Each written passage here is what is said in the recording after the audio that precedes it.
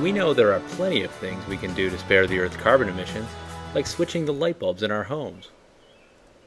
A compact fluorescent bulb uses 1/4 of the energy of a regular bulb, so by switching all of their bulbs, a typical household in a place like Chicago could reduce its annual energy usage by 2 million BTUs. But what if there was something in your life that used 50 times as much energy as light bulbs? And convenient technology allowed you to cut those emissions by half or more. Would you be interested in that technology? Well, that technology exists.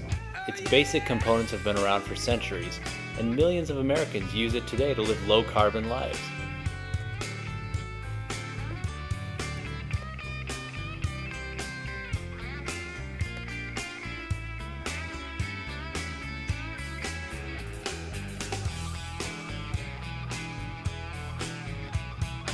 The many ways that your neighborhood influences carbon emissions in the broader environment may surprise you. Traditional urban neighborhoods have a range of residences, from cottages to townhouses to lofts. Features such as shared walls and unit size for families small, medium, and large make for efficient heating and cooling, especially when compared with neighborhoods where houses are one size fits all. Traditional urban neighborhoods have many convenient ways to get around. But in most places, the design of the community offers people just one way to get anywhere.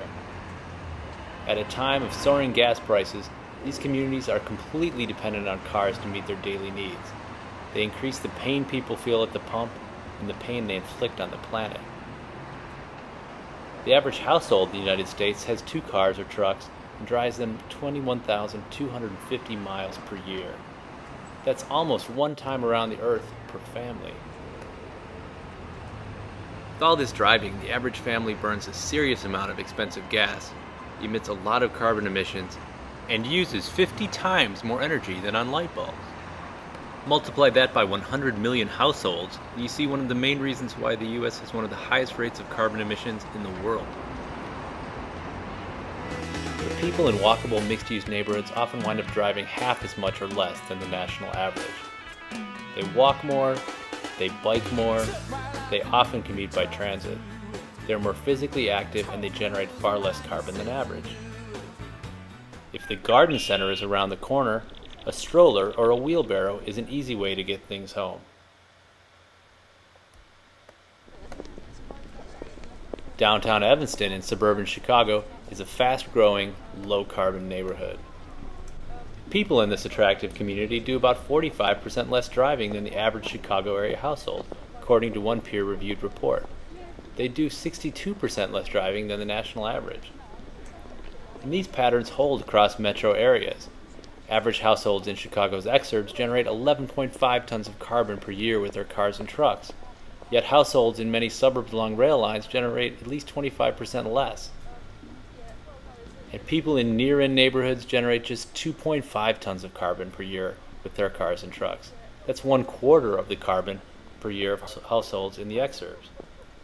The bad news is that the US forgot how to build these low-carbon neighborhoods during the second half of the 20th century. Zoning laws made it illegal to build them.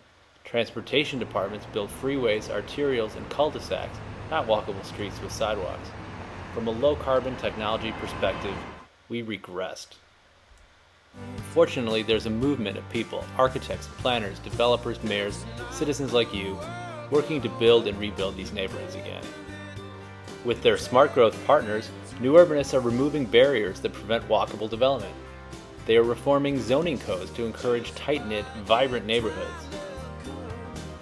They are replacing blighting urban freeways with boulevards and avenues that bring neighborhoods back to life. They are making plans for sustainable regions where settings range from farmlands and rural reserves to town centers and downtown cores. They are designing innovative green buildings for these green neighborhoods.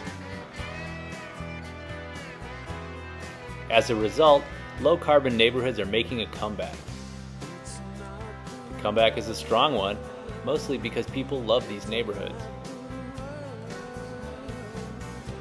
These sunny courtyard apartments in Pasadena, California are just a block from a bookshop and a Target store. If neighborhoods had fuel economy stickers, here's how this one would look. with households here driving 23 miles per day compared to 50 per day for the region. And look at the savings. Households here average about $1,400 per year on gasoline compared to $3,000 for the average household in the region. When Atlantic Station rose on the site of a closed steel plant near the heart of Atlanta, projections said the average Atlantic Station resident would drive 25 miles per day, 9 miles less than the average Atlantan. Today, residents of Atlantic Station drive just 8 miles per day, according to the US EPA.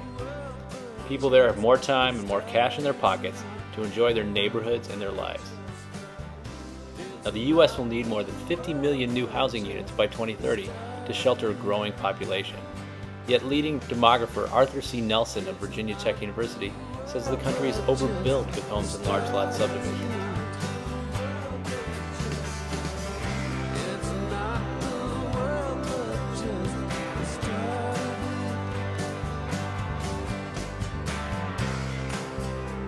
Join us at cnu.org/climate.